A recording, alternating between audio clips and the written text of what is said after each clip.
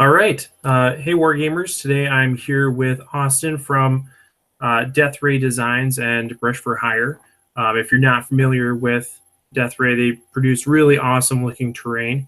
And that's what we're going to be talking about today is what they do there and how you guys are part of that. So, Austin, do you want to talk briefly about who you are, what you do, and how you got to where you are currently? Sure. Currently, I run a company called Death Ray Designs. We produce a variety of game accessories and wargaming terrain, and I guess technically also some board game and RPG accessories. But we initially started off, you mentioned Brush for Hire, and that is our old company name because we actually started off when we were doing any actual business. In the beginning, it was just for commission painting services. And I kind of jumped into doing that after I did a whole bunch of tutorial work for our own channel and on the Mini Wargaming channel. Most of my content for them went into the paid Vault subscription service stuff.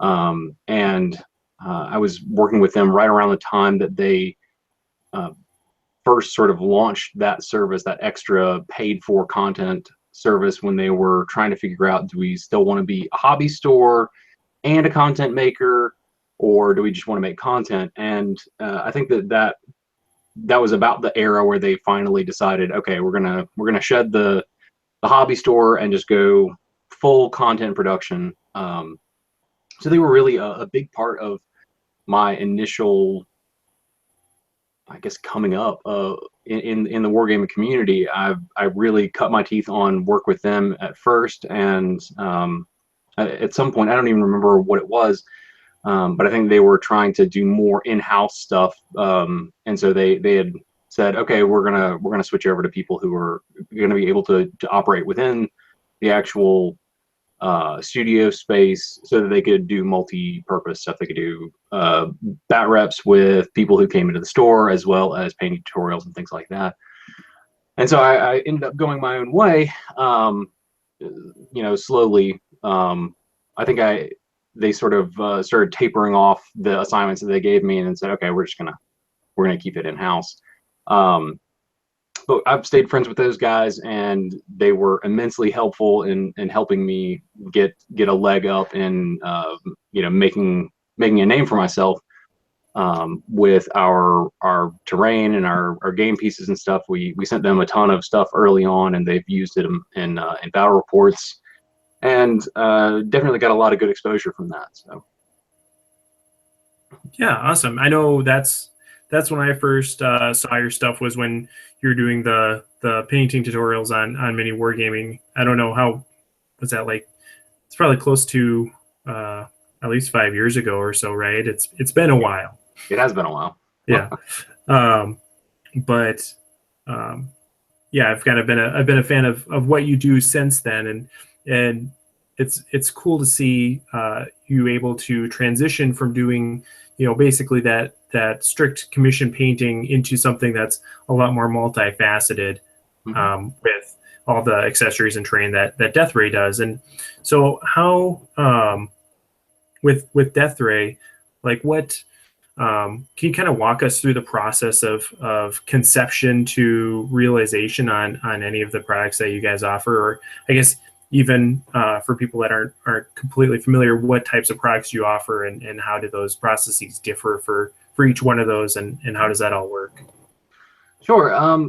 We produce, when it comes to game aids, I suppose it's tokens, it's widgets and things like that. And honestly, we don't produce a ton of that. We started to sort of put our toes in the water with that, and we discovered that most of the stuff that we sell consistently, the things that the community is really hungry for, are things that have more to do with the cinematic nature of the game, which is things that make your models look better, things that make your table look better. And tokens are great. They're fun. The nicer they are, the more you want to use them. If they feel nice in your hands, they're more attractive. But we found that the staple thing that people wanted more of was good looking terrain and things to make their models look better. So we started off pretty early on. I guess it was some of the first stuff that we did. We made some, I guess they were, what were they? They were, if I'm honest, these really boxy looking, I guess, bastion sort of things. And then a whole bunch of like tower accessories and things that looked very sci-fi gothic, definitely in the 40K vein of things. Like you're saying, if you're unfamiliar with the stuff that we do, we make laser cut MDF and acrylic terrain, and there's some other materials, but essentially it's cutting flat sheets of material so that they can be slotted together and make a 3D terrain piece. Our design process has evolved drastically over the years. And it's all, I won't say the process has evolved as much as the types of tricks we use and design elements that we use to make the kits look progressively better as we've continued to design them. Like I was saying before, some of our early kits were just almost embarrassingly boxy. Like they were really, we thought we were pretty slick getting, walls that weren't perfectly up and down, and getting some raised detail and some recessed detail. But as we've gone forward, we've been able to do much more complex geometry, I'll say that I will attribute our design process more to my stubbornness than my talent. A lot of it has to do with the fact that I never learned to design anything in 3D program, so it's all laid out in like 2D CAD, and I've just gotten really good at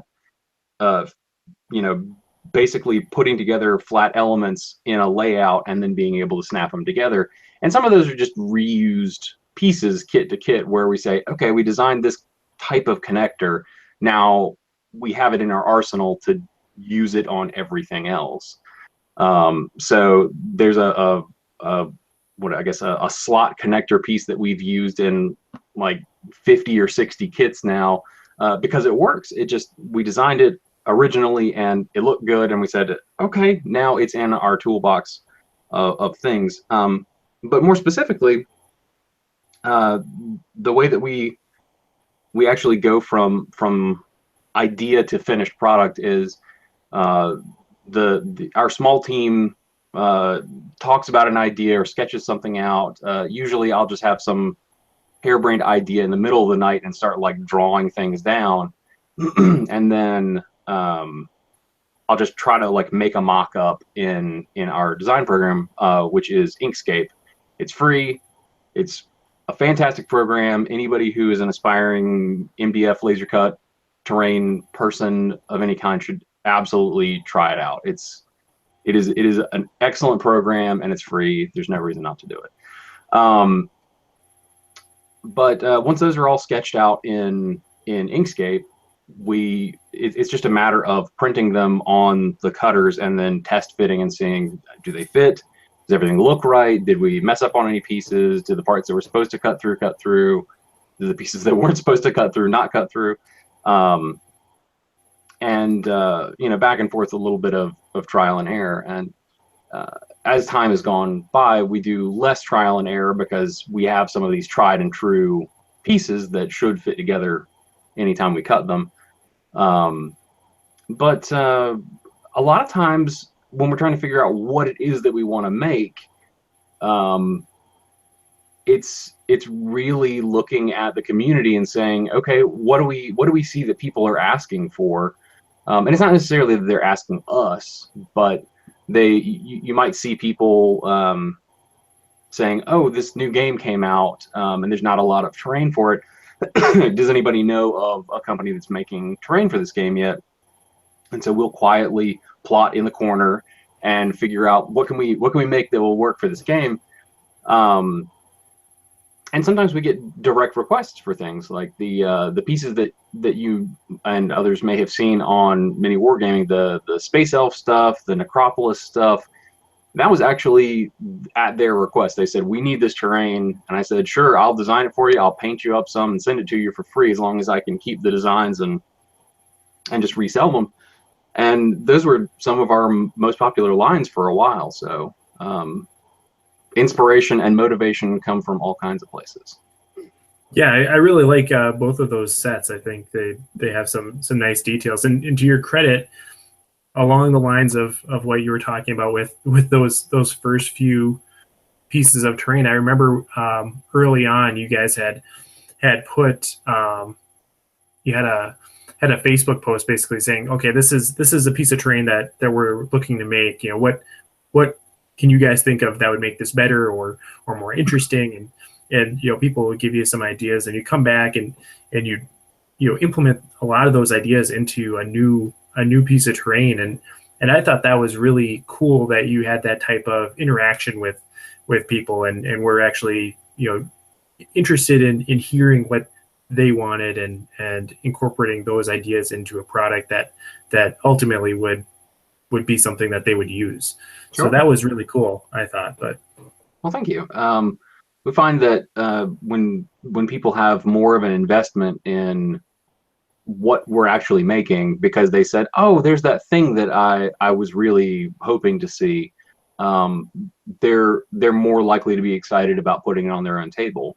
And that makes good sense, from an on paper perspective. But it's strange how few companies, not just MDF companies, but companies in general, don't necessarily take into account the actual good advice that their customer base is giving them.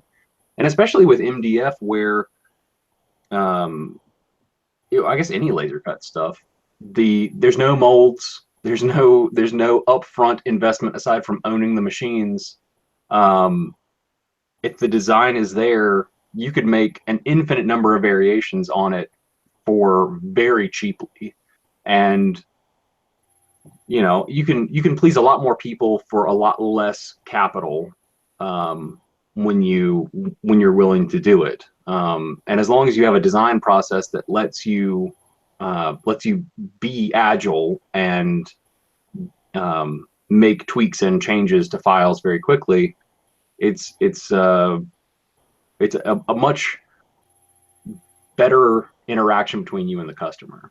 We've had, I can't tell you how many people have given us a call or dropped us a line on Facebook or something and said, hi, I see you have these kinds of base inserts or something, and I don't see the size I want. And we're like, oh, well, that's easy enough. We'll just make it a different size for you. Or, I was wondering if I could get this wall section without a door in it. Yeah, no problem. We'll just delete the door out of the file and print you one. There's almost no extra work that goes into that. So our philosophy has always been, if you can give the customer even more exactly what they want, then you should absolutely do it. So yeah, that's something that I hadn't even thought of. But so like I really like your ruin terrain. I think it's a really clean kit. It looks great. But for ITC, if you're someone that wants to play in ITC, one of the rules right now, at least, is that the bottom level of terrain doesn't have any windows or anything like that. Or if it does, you just assume that it blocks line of sight. Could someone contact you, say, hey, I want this ruin terrain, but no windows on the bottom? Is that an easy fix for you? Yeah, to implement that change would be a matter of a couple of minutes. And honestly, the couple of minutes it would take to do that versus the reduction in cut time on the machine, it's a wash. You end up better off selling them a kit with less cutting on it than not. And you could even throw in some extra detail on those panels if they're going to stay there. So it would be nothing at all to give people exactly what they want in that situation. Yeah. Awesome. Yeah, you get more for less, kind of. Yeah. Sort of. Yeah. Yeah. So like how long, or I guess kind of two questions here is one is what exactly is the equipment and how much space does that take up, and then how long does it take to produce a single piece of terrain like that? It it depends. Okay, so let's answer those in sequence here. The machines that we use are CNC laser cutters, and we have a few different laser cutters that we use. We kind of have our historical first one, second one, and then the big ones that we bought later on when we went to a more industrial setting. And there's tons of companies out there that do it. There's Full Spectrum Laser, there's Trotec, there's another one I'm trying to think of right now, and I can't for the life of me. It's like Universal or something like that. There's a whole bunch of companies, everything from cheap bargain basement ones out of China all the way up to really high-end ones that they use a lot of times in schools, just because they're super reliable and they've got lots and lots of safety features. We're kind of in the middle of the road. We didn't need a whole lot of bells and whistles because we're not doing anything that's incredibly intricate when it comes to like engraving metals or anything like that. So we just needed something that would accommodate our specific needs. And the two big machines that we have right now are each massive. Like each one is, I think, about a ton. And let's see, how wide are those things? I think they're something like 6 feet wide and 4 or 5 feet deep, and they come about chest height. But we've got them in a big warehouse now. We've got central smoke evacuation and everything. So it's we started off in my garage with a tiny little machine and just working around the clock to produce stuff. And now we've got a little bit more capacity and can produce things a little bit faster. I say that while we're currently in the middle of probably one of the worst crunch times we've ever had, where with the new Necromunda terrain that just came out recently, we were not prepared at all for that.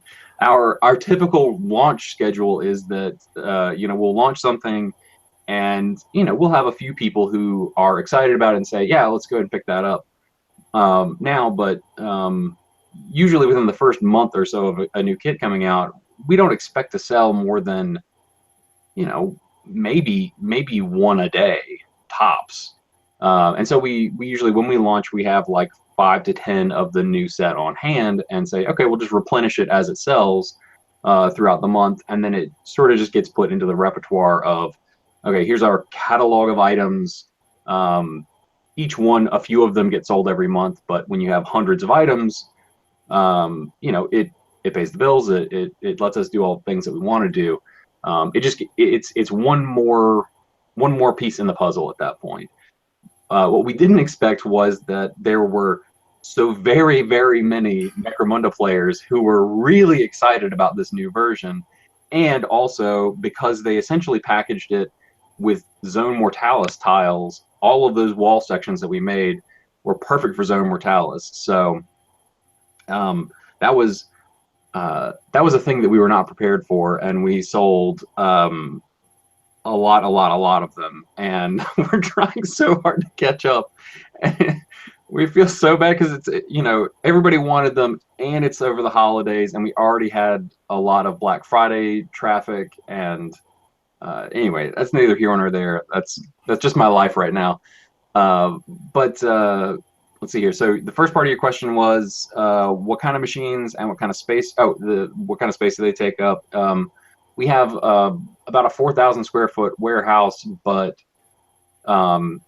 we could operate in half of that. The other half is more, we're trying to ramp up to try to bring a few video producers into the fold, so that we've neglected video for so long, and we're trying to ease ourselves back into that and do tutorials and do maybe some assembly videos, some tricks and tips things, and maybe some battle reports.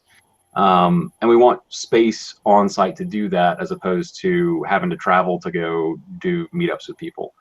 I feel like there was another part to that question, and I don't remember what it was now. It was the silly part is, of course, people can just rewind and be like, "Oh, well, of course, this was the question." But sure. It was asking about the equipment, and then you know what? Must not have been that good of a question. So, all right, moving on. Yeah. So yeah, like if someone is, if you had to list 3 pieces of terrain that you guys create, what would be the what would the 3 quintessential Death Ray Designs pieces of terrain be? That's a tough question. I would have to say right at the front of the pack would have to be Rapid Vanguard. The Rapid Vanguard line sold really well during the Kickstarter and has continued to sell more over the course of its lifespan. It was just a really fun set to design, and on top of that, it had a lot of details that were very reminiscent of all of the old school terrain from Dawn of War, which was definitely a nostalgia stroke for a lot of people, myself included. I always wanted to have a table that looked like Dawn of War right out of the video game. But, of course, we had to skirt the edge of not copying them exactly, and it took a little while, but we made some buildings that really had that heart and soul of the Warhammer 40K terrain that you saw in those games. It's funny though, so many people look at them and say that's exactly what it was, and then you look at it side by side and you're like, actually not really. But we were very careful about that. Let's see, so that's definitely at the front of the pack now. One of the other items that I think is kind of a quintessential Death Ray Designs thing isn't actually terrain, but rather base inserts. That's definitely been a staple of things that people buy from us for a long time. And it's essentially just a detailed etched piece of acrylic or card that you glue down to the top of your base, and you put your miniature on it so that you don't have to worry about sculpting something or using flocking or static grass or anything like that. And if you're trying to do something that isn't outdoors, it's tough. It's tough to make something that looks high tech, or wood planks even. Even just taking actual like wood stir sticks and trimming them to size after gluing them to your base can take a long time. And honestly, our stuff is really affordably priced. So, I mean, one of our aims has always been to make better hobby stuff that is affordable for everybody to use.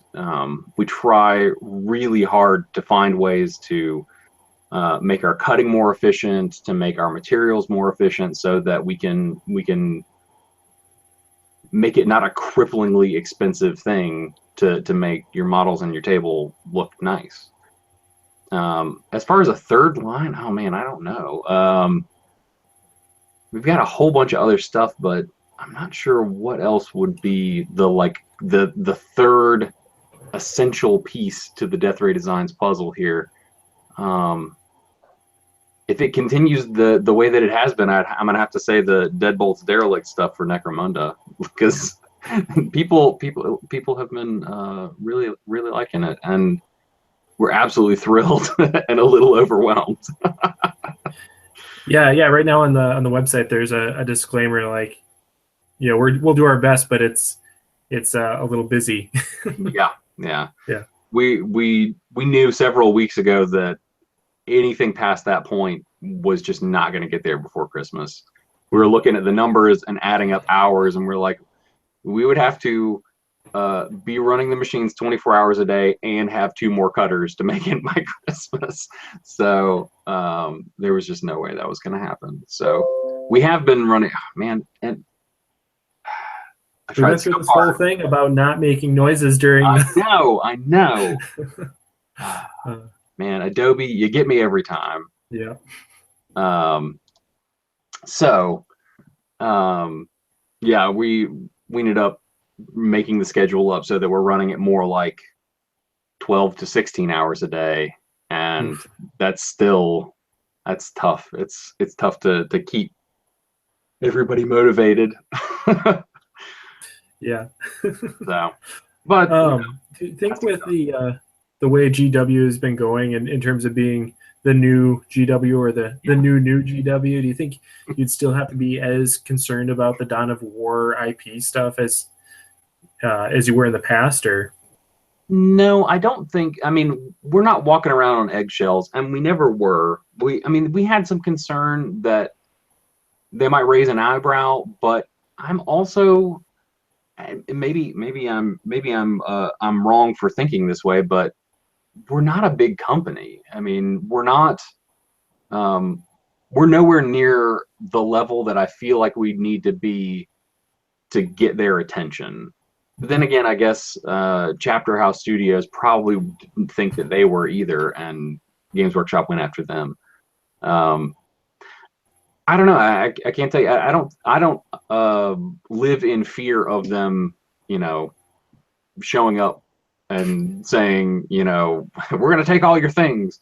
But I do think that the newer, softer side of Games Workshop is something of a refreshing take on their stances in the past, where they've recently been a lot more relaxed and a lot more wanting to engage with the community and build a community, even when it's not directly benefiting them.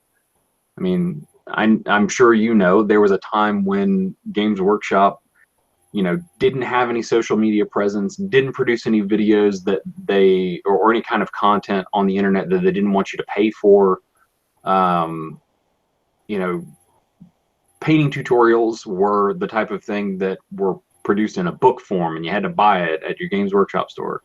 But now they've definitely turned a corner, I think. I mean, in some very, very big ways. It's kind of funny how I think Age of Sigmar felt like a death knell for the company, where when it first came out, you know, they got rid of Warhammer Fantasy, and they replaced it with what really felt at the time like baby's first war game. And they actually finally listened and said, okay, you want a point system, you want it to be more competitive, we'll finally get that to you. And even though at the time I think a lot of people felt like it was too little too late, they've continued to progress and improve and release some really outstanding material over the last year and a half-ish, with the most recent edition of 40K, which has been a lot more fun than previous editions, if still suffering from the same balance issues that every edition ever has. But Shadow War was immensely fun. Necromunda has been a smash success. Every like 30K board game thing sells like crazy. They've really started to right the ship, and I'm glad to see them back in the game and not just the washed up joke has been that they seemed like they were heading towards. I like seeing them at conventions now, and having a presence on social media and having forums that people can actually discuss the games in, and being able to be a little bit less afraid of public opinion. It just seemed like they were just terrified of any negative press that they could get in the past, and now they're owning up to it and they're trying to change things, and it, like I said, it's really refreshing. Yeah, I totally agree. I think the last year and a half has really been a new golden age of Warhammer in general. So it's great to see, and I think the stock market is agreeing with us on that. If you've looked at their stock prices, it's like, oh, I wish I would have known that. So, on that one, yeah. Yeah. But one of the things you're just talking about is kind of Games Workshop moving more towards a community focus, and that's the final thing I kind of wanted to talk to you about tonight is how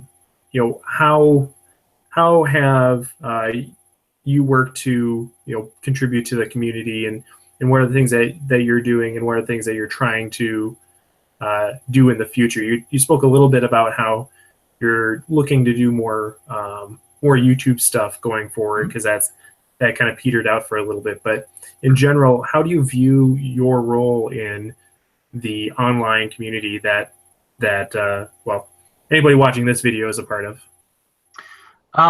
As far as the online community, I mean, we definitely want to do more videos. I would say the wargaming community at large, maybe not necessarily the online community, we do our very best whenever we get any kind of request for tournament support or for sponsorship for certain things. If it's even remotely reasonable, we try to provide products, or sometimes for larger events, we've even made trophies and things to try to support those events. We've really done a lot to try to get into local stores as far as selling to retailers and trying to cultivate those relationships so that we can support the local stores, so that those stores can support their local gamers.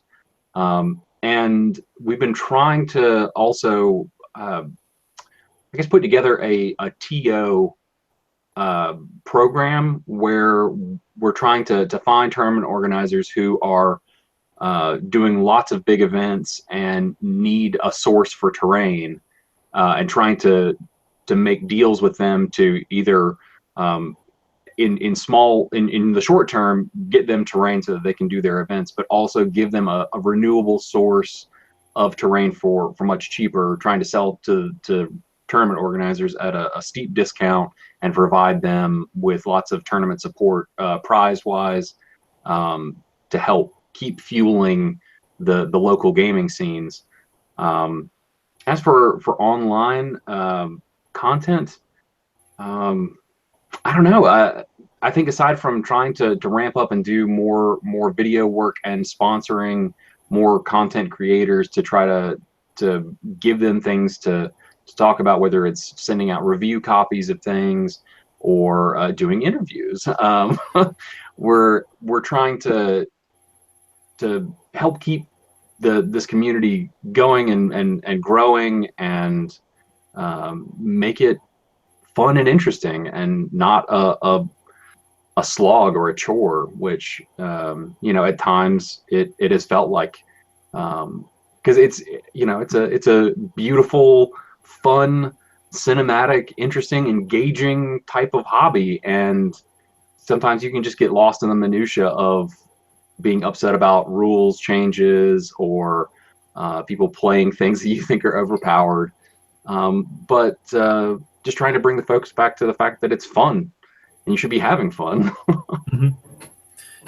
Yeah, exactly. One of the things going to tournaments, whether they're national scale tournaments or small local store tournaments, is terrain is such a big issue. So I really, that's awesome that you guys are working to get to coordinate with TOs in order to get them that discounted terrain, because one of the things that really makes the game fun is having a good board to play on. And if you don't have that, to an extent, it almost feels like you're just playing on your mom's kitchen table when you were a kid, and it's like cereal boxes and soup cans, right?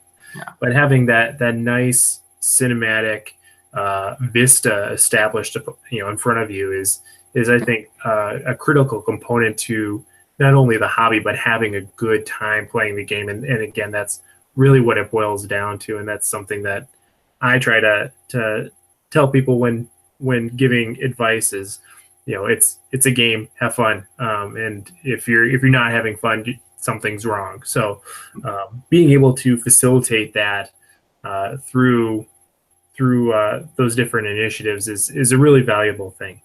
Right. And if we've been selectively trying to reach out to people that we know that are organizing tournaments, but if any of your viewers are tournament organizers for any big events, or they do regular stuff in their local shops, and we can verify that either with Facebook posts about the events that they're running, or we can call the local store and say, hey, does so and so run games for you every Friday? We are more than happy to work with you and get you terrain at a pretty serious discount. We want to make it easier and more affordable to have nice looking terrain on the tables for everybody. So yeah, you can't be running. Yeah, you can't be running tournaments with your dog and have it like, hey, it's a tournament.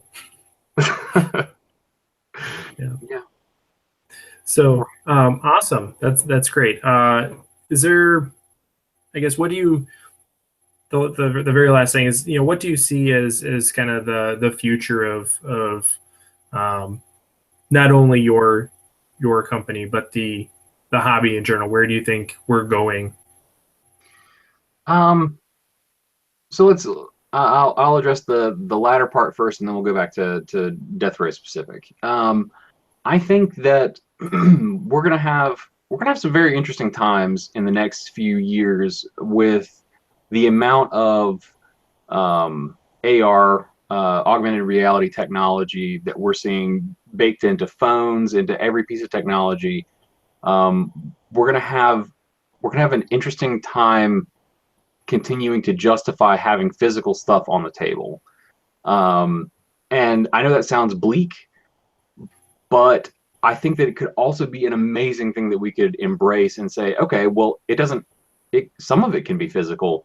And imagining the idea of playing a game of Warhammer 40K where you've got some kind of cinematic effect happening with your models, with your terrain on your table. You've got, smoke and debris and explosions and things happening right there on the tabletop. And, that's probably not happening next week or anything, but I think we're also sort of hitting this renaissance of not just wargaming, but geek culture in general, where being a nerd, being a geek is cool. All of the things that we're being shown in pop culture right now are showing us that smart people, that artistic people, that people who obsess over fiddly little science things, those are the cool kids now.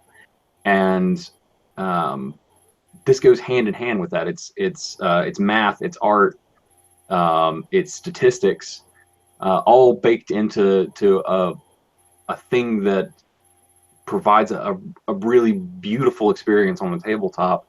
And as it becomes more mainstream, as it becomes more okay for both kids and teenagers and adults to do this in public, to love it and talk about it on social media, we're going to see more and more of it. Board games, card games, miniatures, anything that you can do to actually have that human interaction with somebody across the table, as opposed to it just being over Facebook or through some kind of chat service, is going to be more and more of a premium. It's tougher to do these days because people will settle for small bursts of electronic communication as their way to socialize with people. And I see more and more people gravitating towards this kind of game, or kind of type of game, just for that, to have some reason to get out of the house, to do something fun, to make something. As far as our company goes, we're going to keep making MDF terrain until the wheels fall off. We may eventually get into, I don't know, maybe some resin casting or something like that. we've done it in the past for small batch projects or for cosplay stuff, but we've never really tinkered with it for production level. And we'll see. We're going to take it one step at a time. We also really want to get into pre-printing the MDF so that it's already got all of the details and all of the color on there. I know that we've got plenty of hobbyists that would rather have it come just raw MDF with the details cut in.